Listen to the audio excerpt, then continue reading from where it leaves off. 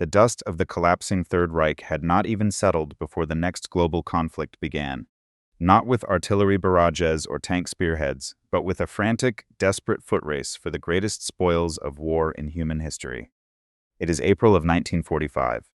The American 104th Infantry Division, pushing hard through the rugged, heavily wooded terrain of the Harz Mountains in central Germany, stumbles upon something that defies their entire understanding of modern warfare.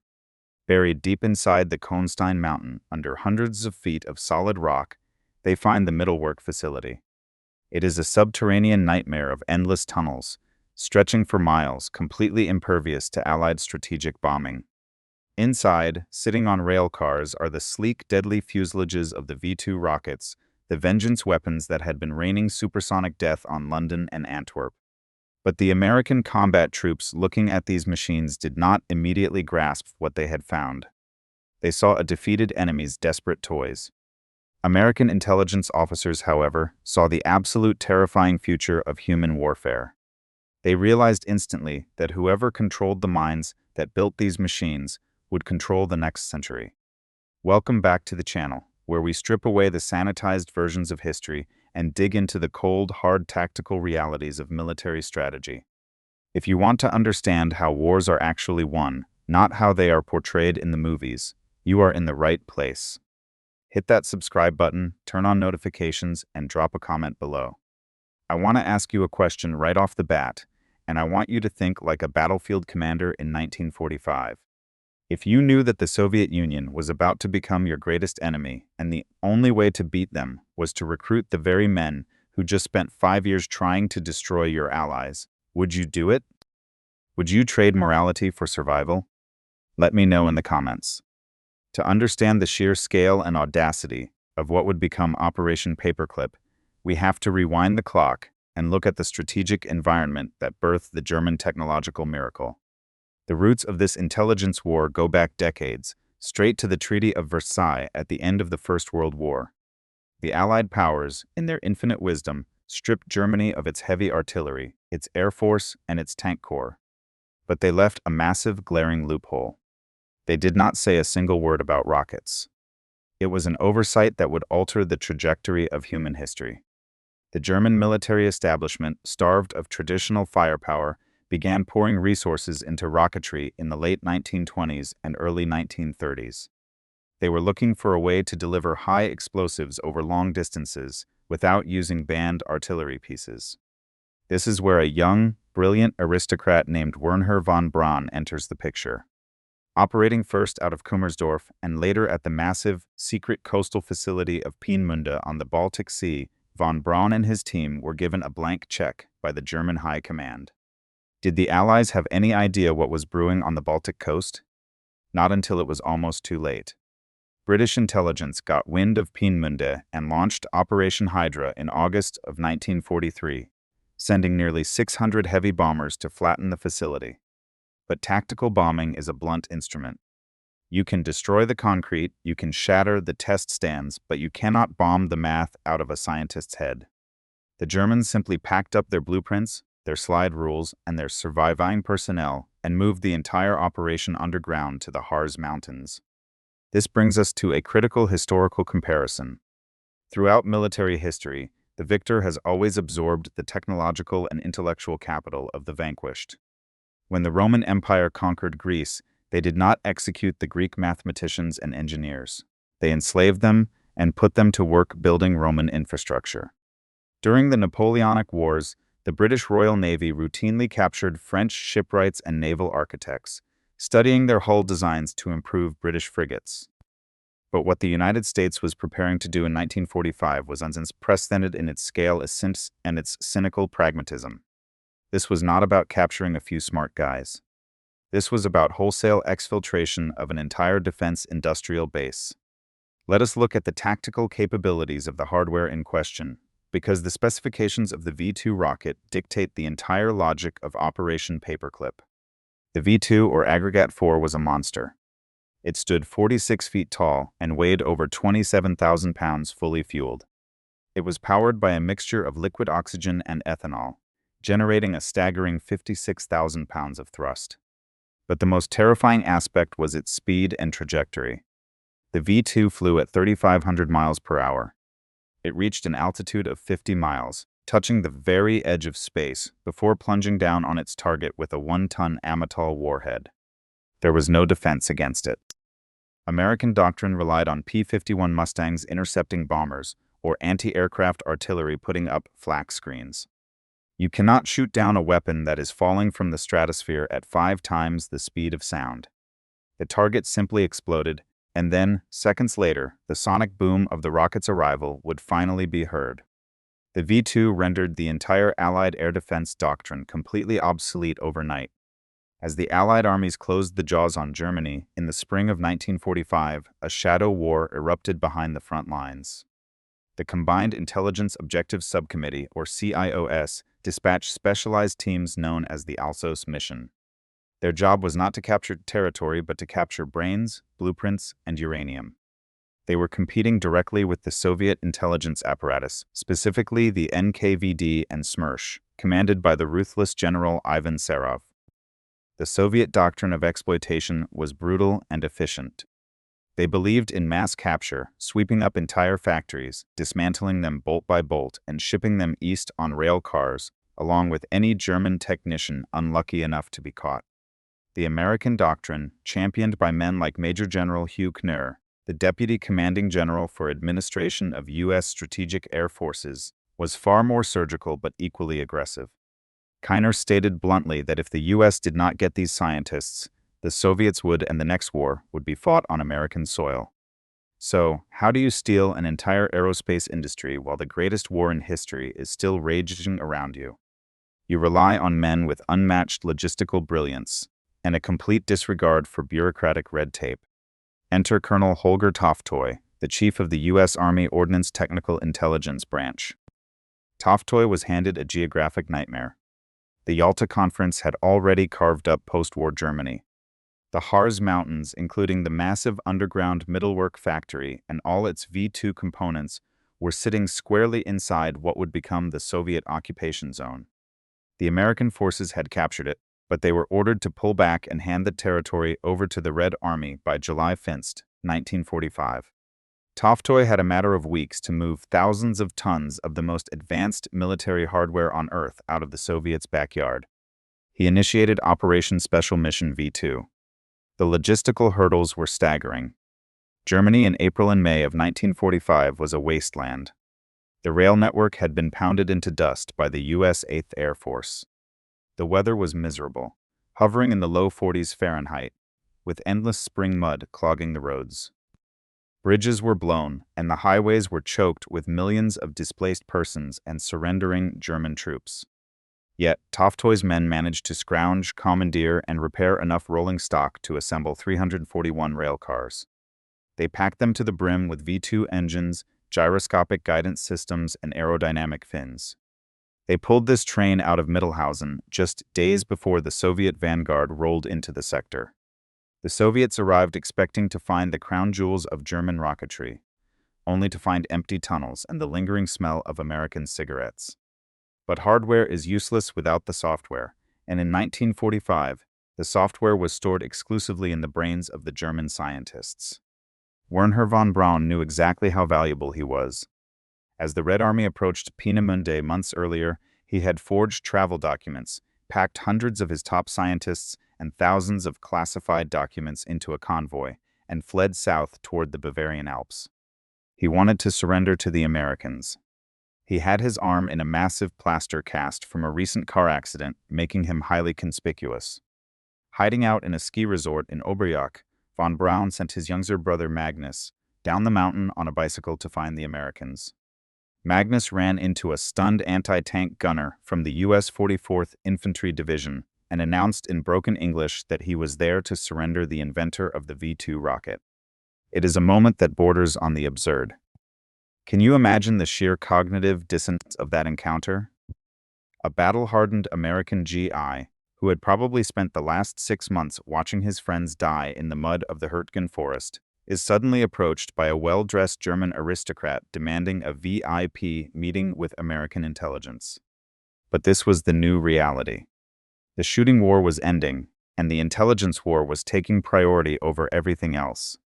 The capture of von Braun and his core team was a massive tactical victory, but it immediately created a strategic headache of epic proportions for Washington.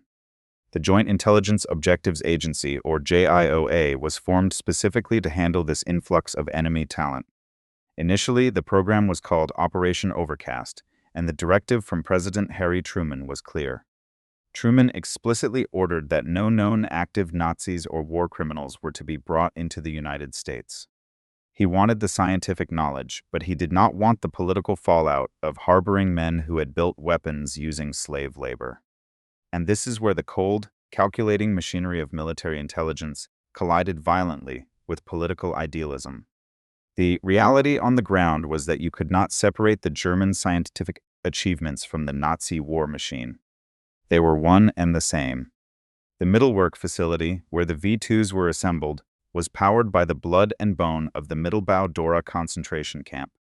Over 20,000 slave laborers were worked, starved, and beaten to death in those freezing, damp tunnels. Wernher von Braun was not just an apolitical scientist looking at the stars. He was a commissioned officer in the SS, holding the rank of Sturmbannführer. Arthur Rudolph, the chief operations director at Mittelwerk, was an ardent Nazi Party member who personally oversaw the slave labor quotas. The intelligence officers of the JIOA looked at Truman's directive, looked at the Soviet Union test-firing captured V-2 rockets, and made a command decision. They chose survival over justice.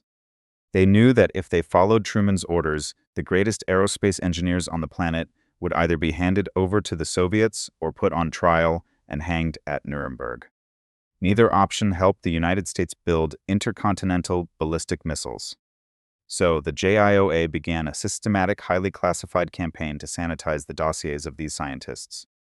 They literally took the files containing evidence of SS memberships and war crimes and attached a paperclip to them with a new fabricated security clearance.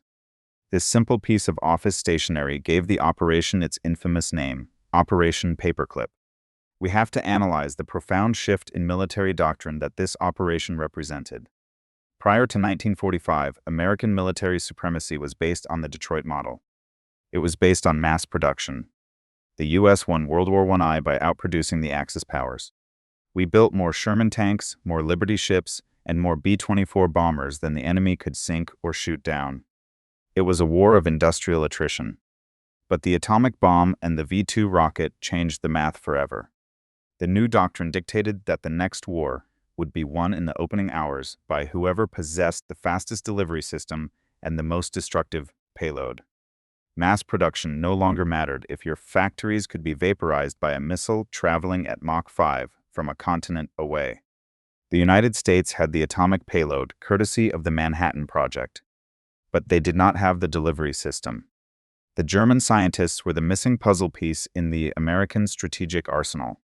The stakes could not have been higher. The Soviet Union under Stalin was rapidly consolidating its grip on Eastern Europe. General Ivan Serov and his Smersh operatives had successfully captured thousands of lower-level German technicians and engineers in their Operation Osoaviakum.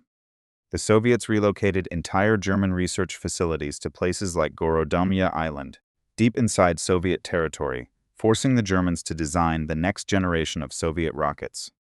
The Cold War arms race had officially begun, and the starting gun was fired the moment the ink dried on the German surrender. The Americans had the prime targets, the top-tier minds like von Braun, Rudolph, and Kurt Diebus. They had physically secured them in a compound in Garmisch-Partenkirchen, interrogating them day and night, extracting every ounce of data on aerodynamics, metallurgy, and telemetry. But securing the physical hardware and the human assets in the chaotic aftermath of a ruined Europe was only the opening skirmish, because the real battle was going to be fought in the shadows of Washington, where intelligence officers had to figure out how to smuggle these high-ranking enemy assets past an American public that was still mourning hundreds of thousands of dead soldiers. The bureaucratic sleight of hand required to bypass the United States State Department was a masterclass in military deception. The State Department, strictly adhering to President Truman's anti-Nazi directives, was actively denying visas to Wernher von Braun and his inner circle. Military intelligence simply ignored them. The Joint Intelligence Objectives Agency, operating out of the Pentagon, created a shadow immigration system. They classified the scientists as special employees of the War Department, bypassing civilian immigration laws entirely. They were smuggled across the Atlantic on military transport ships, arriving in Boston Harbor under the cover of darkness in September of 1945. From there, they were loaded onto heavily guarded trains and shipped deep into the American Southwest. Their destination was Fort Bliss, Texas, and the adjacent White Sands Proving Ground in New Mexico. Before we look at the grueling reality of what happened in the desert, we have to dissect the actual hardware these men were brought to America to build. The V-2 rocket was not just a weapon, it was a fundamental leap in thermodynamic and aerodynamic engineering. Let us look inside the machine. The heart of the V-2 was its propulsion system, a masterpiece of controlled chaos. To get 27,000 pounds of metal and explosive off the launch pad, the engine required a fuel pump capable of moving 150 gallons of liquid oxygen and ethanol per second. The Germans solved this by designing a steam-driven turbopump, powered by the violent chemical reaction of hydrogen peroxide mixed with sodium permanganate. This pump forced the propellants into the combustion chamber, where they ignited at a staggering 5,000 degrees Fahrenheit. That temperature is hot enough to melt solid steel in seconds. To prevent the engine from destroying itself, von Braun's team engineered a regenerative cooling system, pumping the cold liquid alcohol through a jacket surrounding the combustion chamber before it was ignited. But thrust without control is just a bomb going off in the wrong direction. The V-2 utilized an autonomous inertial guidance system, an engineering marvel for the 1940s. It relied on two massive gyroscopes spinning at high speeds to detect any deviation in pitch, yaw, or roll. If the rocket drifted, an analog computer sent electrical signals to four graphite rudders positioned directly in the 5,000-degree exhaust plume. These graphite vanes would physically deflect the thrust, steering the rocket back on course. American engineers at the time were still struggling with basic solid propellant rockets that barely flew straight for a few thousand yards. The V-2 was hitting targets 200 miles away.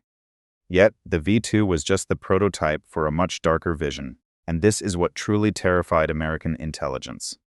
During the interrogations at Garmisch, the scientists handed over the blueprints for the A-9 and A-10 projects, commonly known as the America Bomber. This was the world's first conceptual intercontinental ballistic missile. The A-10 was designed as a massive first stage, generating nearly 400,000 pounds of thrust, designed to launch a winged second stage, the A-9, high into the upper atmosphere. The A-9 would then skip along the edge of space, crossing the Atlantic Ocean at hypersonic speeds, before plunging into Manhattan with an atomic payload. Ask yourself this. If you are an American general in 1945, looking at blueprints designed to vaporize New York City, do you lock the architects in a prison cell? Or do you put them on your payroll to build that exact same weapon aimed at Moscow? The military chose the latter. The reality of Fort Bliss, Texas, was a brutal shock to the German scientists. They went from being the pampered elite of the Third Reich, with unlimited budgets and thousands of slave laborers at their disposal, to living in dilapidated wooden barracks in the middle of the Chihuahuan Desert. The environment was unforgiving. Temperatures routinely spiked over 105 degrees Fahrenheit in the summer. Sandstorms stripped the paint off vehicles and jammed delicate instruments. They were technically prisoners of war, escorted everywhere by military police, and paid a meager per diem. Their primary mission at White Sands was to reassemble and test fire the V-2 components that Colonel Holger Toftoy had smuggled out of the Mittelwerk facility. It was a logistical nightmare. The 341 rail cars of parts had been sitting in the open, exposed to salt air during the sea voyage and the harsh desert elements. Gyroscopes were rusted solid. Wiring harnesses were corroded. The American technicians and the German scientists had to work side by side, overcoming a massive language barrier and deep-seated mutual distrust to reverse engineer weapons that had been sabotaged by time and neglect. The launch complex at White Sands, specifically Blockhouse 33, became the epicenter of the American missile program. It was a brutalist concrete bunker with walls 10 feet thick and a roof constructed of solid reinforced concrete 27 feet deep, designed to withstand a direct hit from a falling V-2. On April 16, 1946, they attempted their first launch. It was a catastrophic failure. The rocket lifted off, a graphite steering vane shattered in the exhaust plume, and the massive missile tore itself apart in mid-air, raining flaming debris and toxic propellants across the desert floor. But in the cold calculus of military research, a failure is just aggressive data collection. They rebuilt, they recalibrated, and they launched again. Over the next 5 years, the Paperclip scientists and their American counterparts launched 67 V-2 rockets from White Sands. They were not just testing the engines, they were stripping out the warheads and replacing them with scientific instruments. They strapped cameras to the nose cones, taking the first photographs of the Earth from space. They launched monkeys and mice to test the biological effects of high G-forces and radiation. They were writing the foundational doctrine of the space age, using the weapons of the Holocaust as their launch vehicles. But Operation Paperclip was not limited to rocketry, and this is where the tactical analysis takes a much darker turn. The United States Army Air Forces, soon to become the independent U.S. Air Force, was entering the jet age. Aircraft like the P-80 Shooting Star and the upcoming F-86 Sabre were flying higher and faster than the human body was designed to endure. American pilots were blacking out from G-forces and suffering from hypoxia at extreme altitudes. The Air Force needed aerospace medical data, and they needed it immediately. They found their answer in a man named Dr. Hubertus Strughold, who would eventually be brought to the United States and dubbed the father of space medicine. During the war, Strughold was the head of the Luftwaffe's Aeromedical Research Institute. The data he and his colleagues possessed was incredibly precise, detailing exactly how long a pilot could survive in freezing water or at what exact altitude the blood begins to boil in an unpressurized cabin. But this data was not gathered through mathematical models or willing volunteers. It was gathered at the Dachau concentration camp. SS doctors, operating under the umbrella of Luftwaffe medical research, took political prisoners, Jews, and captured Soviet soldiers and locked them in low-pressure chambers. They simulated rapid decompressions from 60,000 feet, watching and recording precisely as the victims' lungs ruptured and their brains hemorrhaged. They submerged naked prisoners in vats of freezing water for hours, recording their core body temperatures as they slowly froze to death, in order to design better survival suits for German pilots shot down over the North Sea. The American military intelligence apparatus looked at this data, which was stained with the blood of hundreds of murdered prisoners, and made a calculated tactical decision. They absorbed it. They brought Strughold and several of his associates to the School of Aviation Medicine at Randolph Field in Texas. The data derived from Dachau was used to design the pressure suits worn by American fighter pilots in Korea, and eventually the spacesuits worn by the Apollo astronauts. This forces a brutal historical comparison. During the Pacific War, the Japanese Biological Warfare Unit, Unit 731, conducted horrific lethal experiments on Chinese civilians and Allied prisoners of war. When the war ended, General Douglas MacArthur granted the commanders of Unit 731 absolute immunity from war crimes prosecution in exchange for their biological warfare data. The logic was identical to Operation Paperclip. The United States military believed that a war with the Soviet Union was imminent, and any data, regardless of its moral origin, was a weapon that could not be left on the battlefield. How do you reconcile the heroism of the American military with the cold, calculating protection of men who committed atrocities? You do not. You simply recognize that grand strategy rarely leaves room for a clean conscience. By 1950, the strategic landscape shifted violently. The Soviet Union detonated its first atomic bomb, Jo-1, years ahead of American intelligence estimates. The Korean War erupted, pitting American armor and aircraft directly against Soviet-backed forces. The Cold War had gone hot on the peninsula, and the leisurely pace of rocket testing in the New Mexico desert was suddenly unacceptable. The United States Army needed a deployable, nuclear-capable ballistic missile, and they needed it yesterday. The entire German rocket team, now numbering over 100 scientists and engineers, was transferred from Fort Bliss to the Redstone Arsenal in Huntsville, Alabama. Huntsville was a sleepy cotton town that had briefly manufactured chemical munitions during the war. Within a few short years, von Braun and his team transformed it into the premier missile development facility on the planet. They were tasked with building the Redstone missile, a direct, highly evolved descendant of the V2. The Redstone was designed to carry a massive W-39 nuclear warhead, yielding 3.8 megatons of destructive power over a range of 200 miles. It was a tactical battlefield weapon meant to be deployed in West Germany to halt a potential invasion by Soviet tank armies pouring through the Fulda Gap. The engineering challenges were immense.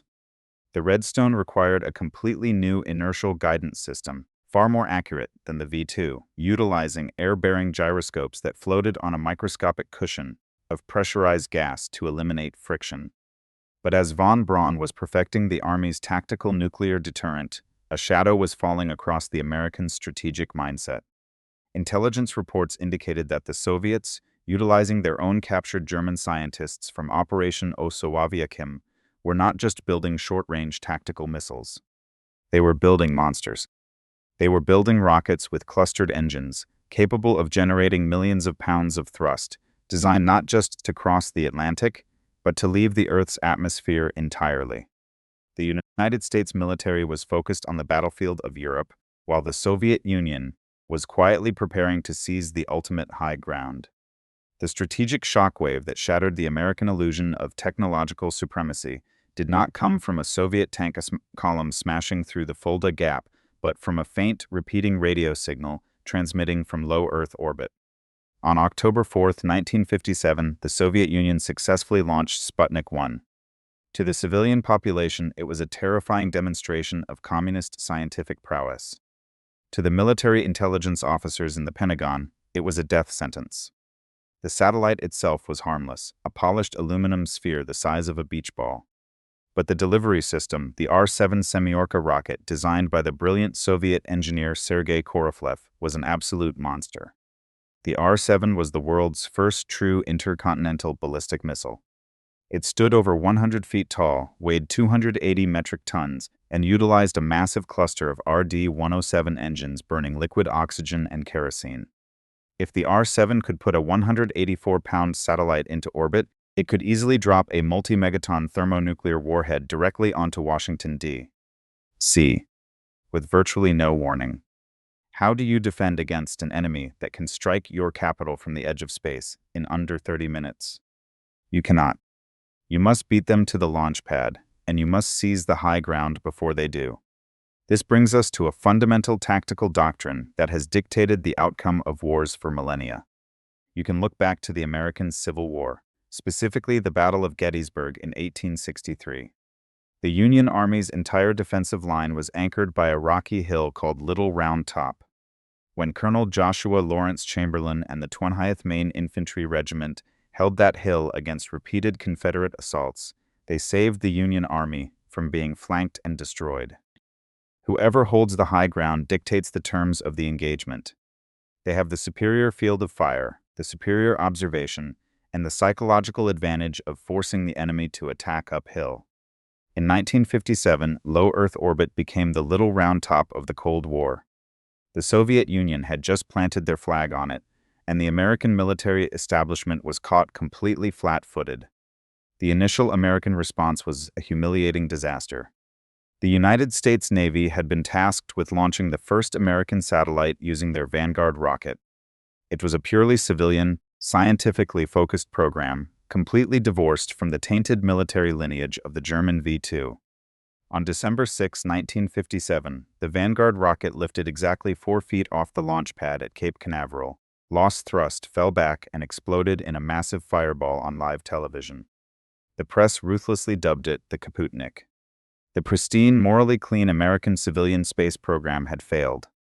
Desperate, humiliated, and facing an existential strategic threat, the Department of Defense stripped away all remaining pretenses of moral superiority. They turned to the only men on the continent who actually knew how to build heavy-lift rockets. They turned back to Wernher von Braun and his team of Operation Paperclip scientists at the Army Ballistic Missile Agency in Huntsville. Von Braun had been waiting for this moment. He had already designed a modified version of the Redstone tactical missile, elongating the propellant tanks and strapping clusters of solid propellant Sargent rockets to the top to act as upper stages. They called it the Jupiter C. Given the green light and a frantic deadline, the German engineers and their American counterparts worked around the clock. On January 31, 1958, just 84 days after receiving the order, the Jupiter C roared off the pad and successfully placed Explorer 1 into orbit. The United States was finally in the space race, but they were playing catch-up, and the hardware required to win this new war of orbital attrition was going to require a logistical footprint unlike anything the world had ever seen. To understand the sheer scale of what happened next, we have to strip away the romanticized civilian facade of the Apollo program. The Apollo missions to the moon were not a grand voyage of human exploration. They were a heavily camouflaged, heavily weaponized demonstration of absolute industrial and military supremacy. The rocket that von Braun designed to take Americans to the moon, the Saturn V, was the ultimate intercontinental ballistic missile. It was a machine of such staggering, terrifying power that its specifications still defy logic today. Let us break down the tactical capabilities of this launch vehicle. The Saturn V stood 363 feet tall, taller than the Statue of Liberty. Fully fueled, it weighed 2 million pounds. The first stage alone was powered by 5 F1 engines.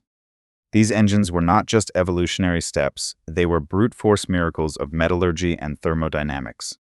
A single F1 engine consumed 3 tons of liquid oxygen and refined kerosene every single second. The fuel pump pushing that volatile mixture into the combustion chamber was driven by a gas generator that produced 55,000 brake horsepower. That is the power of 30 diesel locomotives packed into a space the size of a pickup truck. When all 5 engines ignited, they generated 5 million pounds of thrust. The acoustic energy rolling off the launch pad was so violent that it could literally melt concrete and shatter glass miles away. Water deluge systems had to dump hundreds of thousands of gallons of water onto the flame trench just to dampen the sound waves so they would not shake the rocket to pieces before it even cleared the tower.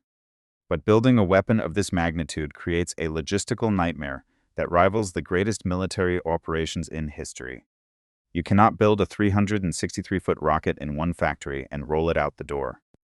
The American military-industrial complex had to be entirely restructured to support this program. The first stage was built by Boeing at the Michoud Assembly Facility in New Orleans. The second stage was built by North American Aviation in California. The third stage was built by Douglas Aircraft. How do you move components that are 33 feet in diameter and weigh hundreds of thousands of pounds across a continent? You cannot put them on a train. You cannot fly them in standard cargo planes. The logistics of the Saturn V required the creation of an entirely new fleet of transport vehicles. NASA and the military commissioned the Super Guppy, a massively modified transport aircraft with a bloated, hinged fuselage designed specifically to swallow rocket stages whole. For the heaviest components, they relied on the oldest logistical highway in warfare, the water. Massive custom-built barges carried the first stages down the Mississippi River out into the Gulf of Mexico and around the Florida Peninsula to Cape Canaveral. This level of industrial mobilization forces a direct comparison to Operation Overlord, the Allied invasion of Normandy in 1944. Planning D-Day required the coordination of thousands of factories producing landing craft, artificial mulberry harbors, and millions of tons of ammunition, all converging on the southern coast of England at a precise moment in time. The Apollo program was the exact same logistical doctrine, applied to the vertical axis. Instead of crossing the English Channel to establish a beachhead in France, the United States was crossing the vacuum of space to establish a beachhead on the lunar surface. The vehicle assembly building in Florida, where the Saturn V was stacked, was so massive that it had its own internal weather system, with rain clouds forming just below the ceiling. Moving the fully assembled rocket to the launch pad required the crawler transporter, a tracked vehicle weighing 6 million pounds, moving at a top speed of 1 mile per hour. This was not civilian science. This was the deployment of heavy artillery on a planetary scale. While the hardware was being forged in the factories of the American South and West, a completely different kind of war was being waged in the shadows of Washington and in the living rooms of the American public. This is where the multidimensional brilliance and the deep moral corruption of Operation Paperclip truly reveals itself. The Joint Intelligence Objectives Agency knew that they could not keep men like Wernher von Braun hidden in the desert forever. The space program required massive public funding, and to get that funding, they needed a charismatic frontman. They needed the American public to fall in love with the very men who had built the weapons that terrorized London. So, the military intelligence apparatus partnered with the ultimate engine of American propaganda. They partnered with Walt Disney. In the 1950s, von Braun became a television star, appearing in a series of highly produced Disney documentaries about space travel. He was handsome, articulate, and visionary. He stood in front of blackboards, holding a pointer, explaining orbital mechanics to millions of American children. The intelligence agencies systematically buried his past.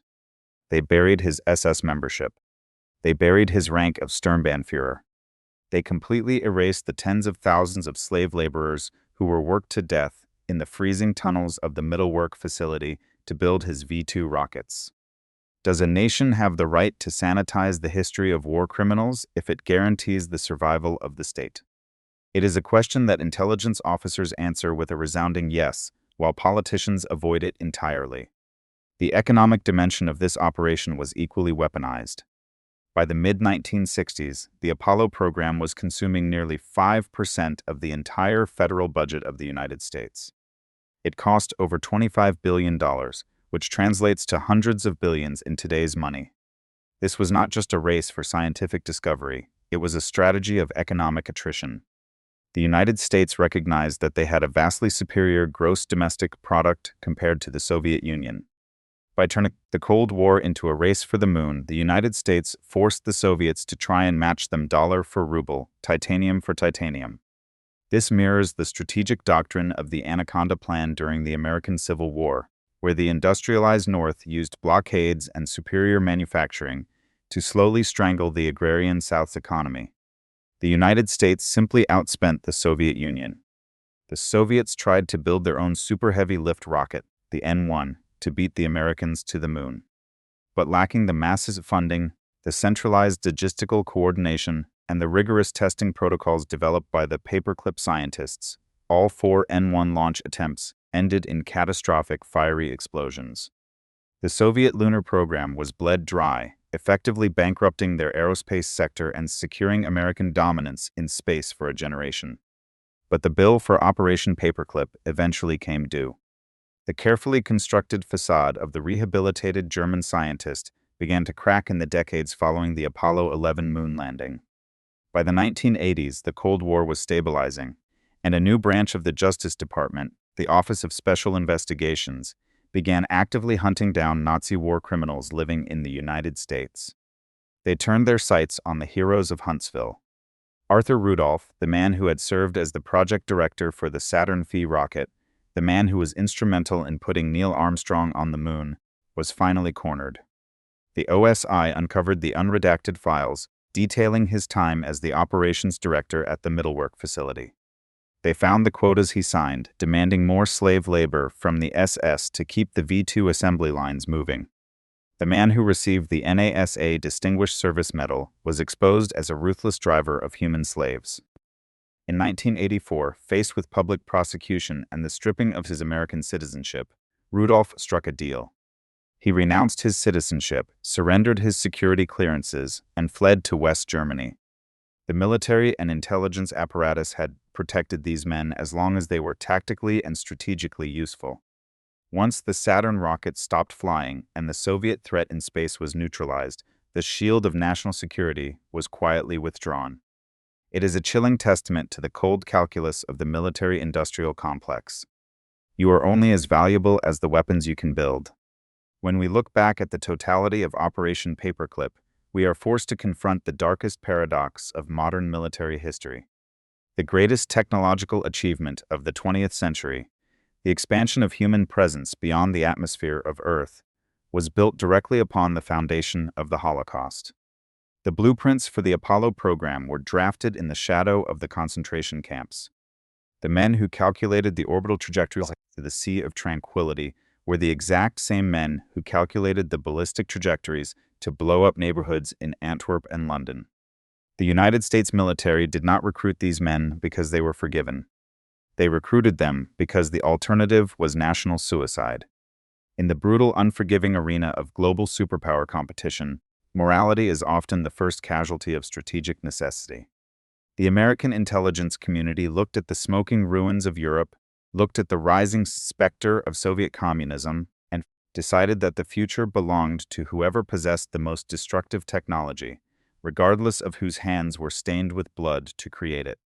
They bought the minds of the Third Reich, and with those minds, they bought the 21st century. War is not a contest of righteousness, it is a contest of physics, logistics, and ruthless pragmatism. The side that is willing to weaponize the darkest elements of its enemy's intellect is usually the side that gets to write the history books. Now, I want to hear from you. Based on the strategic realities of 1945, which of the following statements best describes your view on Operation Paperclip? Option A, it was a necessary evil. The survival of the United States and the defeat of the Soviet Union justified the recruitment of these scientists. Option B, it was a moral failure. No amount of technological advantage can justify granting amnesty to men involved in war crimes and slave labor. Option C, it was a brilliant objective military maneuver. In grand strategy, human assets are just like captured artillery, meant to be turned and fired back at the next enemy. Drop your choice and your reasoning in the comments below. Keep your powder dry and stay sharp.